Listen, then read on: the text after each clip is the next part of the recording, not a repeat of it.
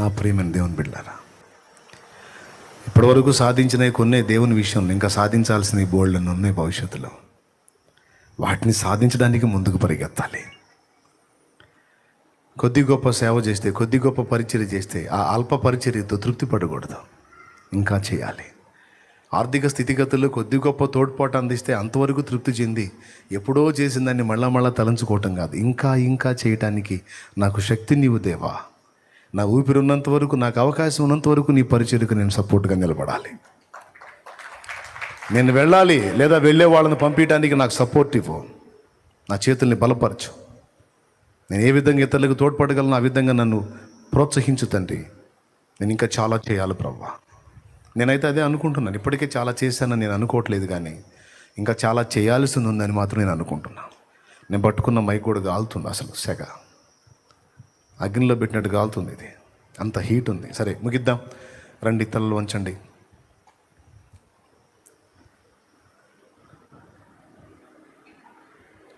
ఒక చిన్న ఆలోచన చేద్దాం, ఈరోజు ప్రార్థన చేద్దాం. దేవా, నువ్వు మాట్లాడిన ప్రతి మాట కొరకై కృతజ్ఞత స్తోత్రాలు తండ్రి అంటూ ముందు చెప్పినటువంటి విషయాలు మన మనసులో పెట్టుకోండి.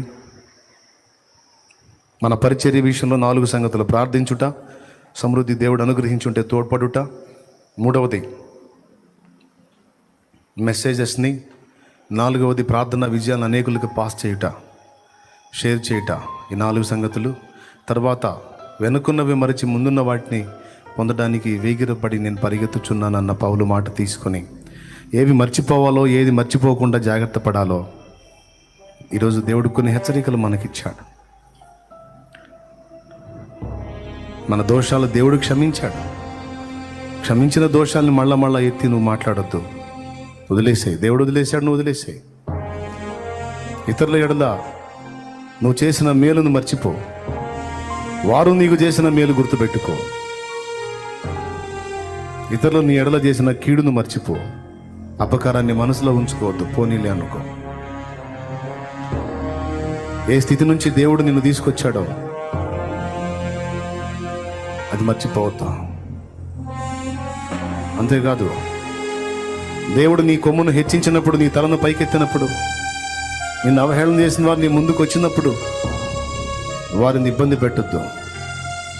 క్షమించి యోసేపు అన్నట్టు నేను మిమ్మల్ని పోషించేదను అను, నేను మిమ్మల్ని ఆదుకుంటాను అను.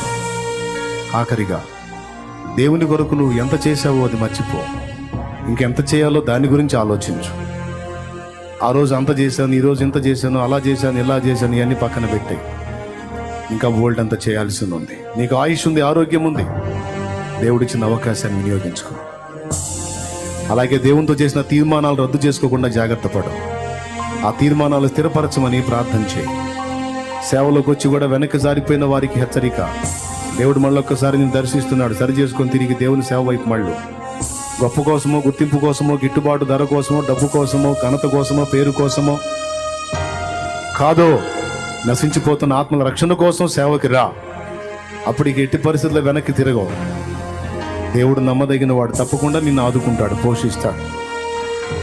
నశించిపోతున్న ఆత్మల రక్షణ కార్యం వదిలేసి సేవకు వచ్చినట్టు వచ్చి మళ్ళా లోకానుసారమైన వాటిలో పడిపోతున్న సోదరుడా, ఈరోజు దేవుడు నీతో మాట్లాడిన మాటల్ని, హెచ్చరికల్ని గైకొని జాగ్రత్త పడి సరిదిద్దుకొని దేవుని పని కొరకు సిద్ధపడు. కృప మనందరికీ తోడై ఉండును గాక. ప్రార్థన. సర్వాధికారివైన మా తండ్రి, సర్వోన్నతుడా, నీకు వందనాలు, స్తుతులు, స్తోత్రాలు. ఈ దాసుని ఇంతవరకు నిలవబెట్టి నాతో, మాతో, మా అందరితో కూడా మీరు మాట్లాడిన ప్రతి శ్రేష్టమైన మాటను బట్టి వందనాలు చెల్లిస్తున్నాం ప్రభా. విన్న ప్రతి మాట మా హృదయాల్లోనికి తీసుకుని ఈ రోజు నుంచి ఆ విధంగా బ్రతకడానికి కృపను అనుగ్రహించండి ప్రభా. ఈ శక్తి చేత మమ్మల్ని నింపమని ప్రార్థన చేస్తున్నాం తండ్రి. ఏవి మర్చిపోవాలో, ఏవి మర్చిపోకూడదో ప్రతి క్షణం నా ప్రభా విన్న మాటలను అనుసరించి ఆయన అడుగులు వేయడానికి సహాయం దయచేయండి.